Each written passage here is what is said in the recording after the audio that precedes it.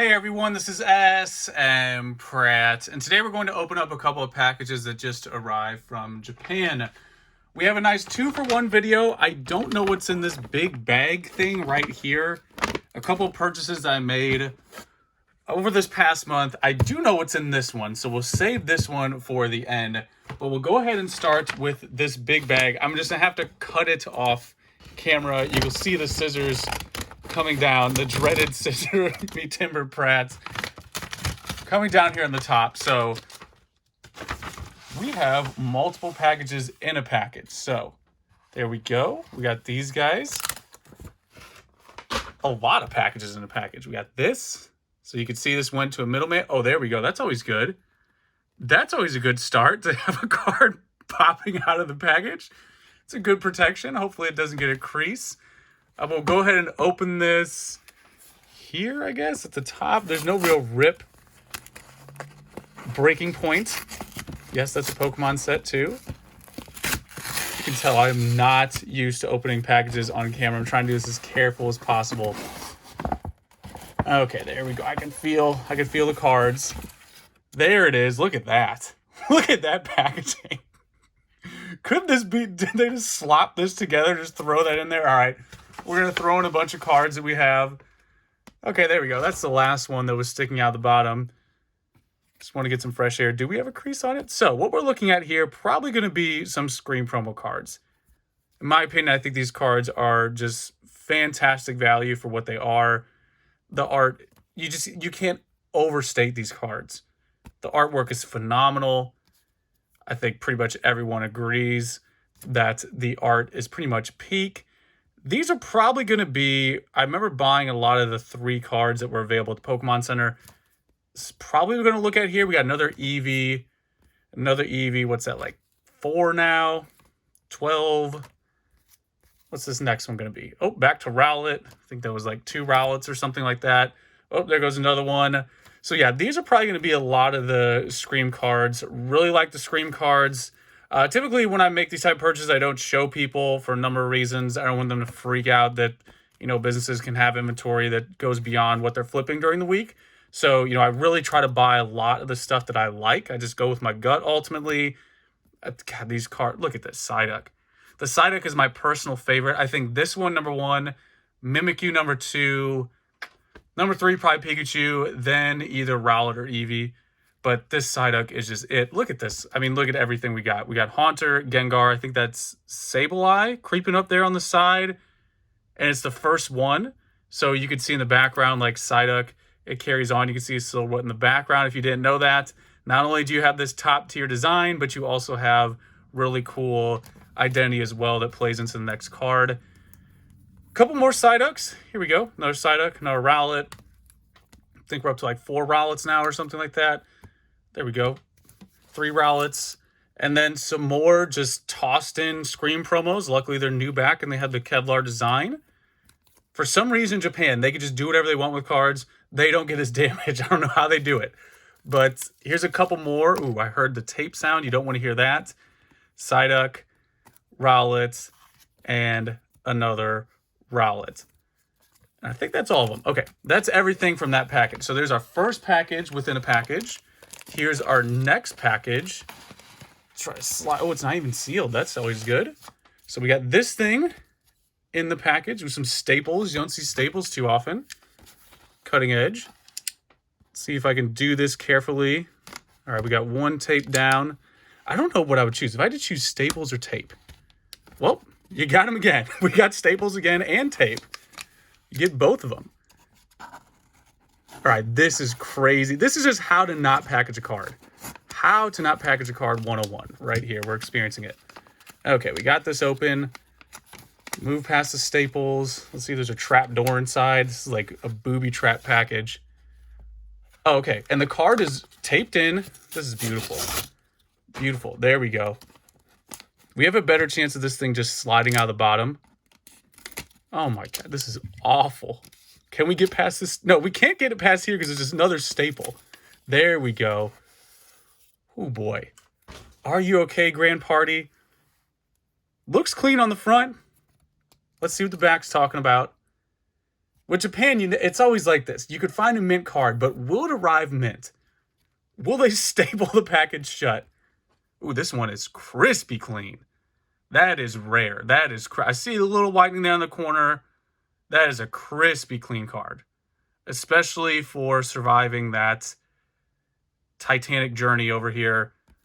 That's a very clean example. So I've been buying these pretty consistently. Again, following my gut. Love this artwork. You know, when people who only collect English talk about this as their favorite card, it's got to be a solid artwork. Peak Ken Sugimori, Golden Era, a lot going on. It's got that Pocket Monsters logo there on the bottom. You got the double star rarity. These two things only really featured on, you know, the highest cards in the hobby. Like it's not on University Magikarp, but something similar to University Magikarp, like Trophy Kangaskhan. Very, very collectible card. Very popular. I'd put that actually in God tier popularity. How many people enjoy this card or collect this card today. So there we go. We got a grand party safely and securely, surprisingly, out of that monstrosity of a package. Let's go put this thing in recovery, hook it up to an IV. All right, next up, we have this box. Every one of these boxes is like a new challenge. I feel like I'm like Indiana Jones opening packages right now. It's like, what's the next challenge going to be? Okay, we're slowly cutting this. There we go. We got an opening. I feel like half of this video is just me struggling to open up boxes. Okay, this one actually has bubble wrap. So we got bubble wrap in this one. That's a good sign. Some tape. No staples. We're off to a good start. Okay. More tape. More internal tape. But only on one side. So that maybe that's good. Oh, look at all of this work. All of this for a nice little JR Rowley folder. Can't complain about that protection. That's a good job on that seller. Well protected. Another example of cards I just enjoy. Absolutely love this. My favorite Surfing Pikachu, bar none. There's like, Surfing Pikachu's good on his own. There's a couple versions of it. This guy is it's just like the top of the mountain in this card. Like it's just it. Like this card is just it for me for Surfing Pikachu. I remember seeing it when I was younger, back in the day, like in the 90s, and being like, what? Like, what is this version? How do I get this version? So for me, this is like always the rarest Surfing Pikachu, which I think that's actually true objectively. But nonetheless, my favorite Surfing Pikachu, I called Mount Fuji Pikachu. Then we got the Lily Mew. This one is the rare version. It's going to be kind of hard to see because it's still sealed, but it's the non-glossy variant, which is significantly rarer than the Koro glossy variant. So there you go. Nice 2-for-1 folder. Really like this folder. Again, Golden Era. Not too outrageously expensive. It's actually kind of cool how they have the, I would say the English, to me, that's like the English art from the anime there on the front. Get best of both worlds. That on the front. Old school artwork here in the folder. Very cool item. So, now on to the last package. This is the final round. Hopefully you stayed all the way to the end because you're going to get your money's worth here. If I can open this one. This one also has some tape. What is even going on here? Okay, this is a plastic wrap. All right, this should open. No, not yet. Hold on, guys. Still figuring out how to cut tape. Okay, there we go. Oh, there we go. We got a box. In a box. Now we're going to the next box. More tape. This is actually much better packaging than what we've experienced. And last but not least, there we go. All right, what's it gonna be?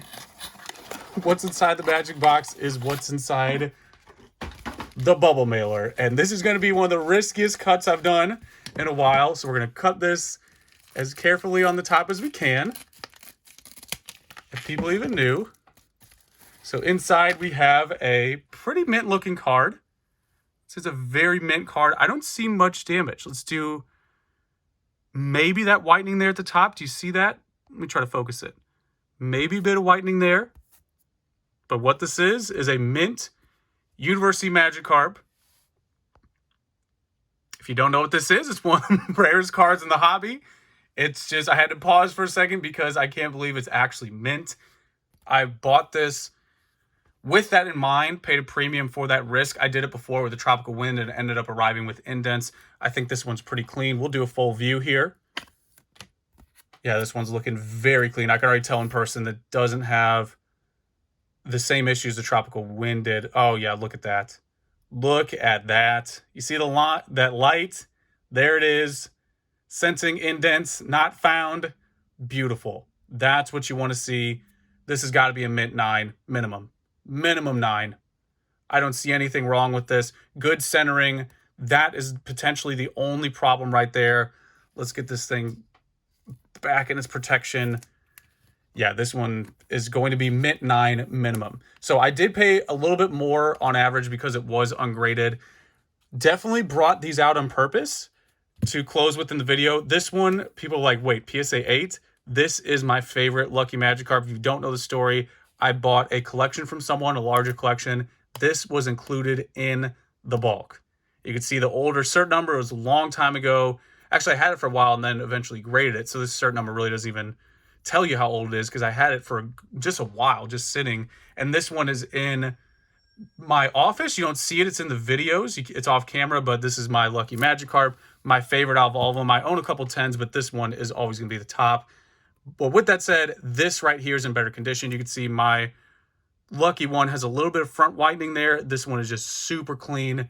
Very clean example. Very dark Magikarp as well. Very dark. This thing never saw any sunlight at the depths of the ocean.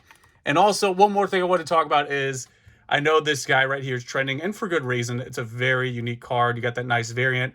But we're talking about practice. This is a variant. This is unique art. This is the king of Magikarps. The University Magikarp, college-educated, community college Magikarp. University Magikarp, community college Magikarp. So there you go. That is the end of my box openings. Hopefully it was entertaining. I'm glad we survived the trials and tribulations of the tape and staples. And this card is going straight to PSA. I can't expect anything lower than 9 on this. It's just absolutely beautiful. Absolutely beautiful. Just a beautiful example of University Magikarp. For those who don't know, bonus round, this was only awarded in Japan for the people who attended the Tamamushi University tournament. Very unique card. The card ties in everything. You got a little M here. Yeah, we're that nerdy. It's doing its own attack that was exclusive. I mean, it's got everything you want to see. So there it is, guys. That is my box opening. You know the deal. Let me know how you feel. That is pretty much it. Until next time.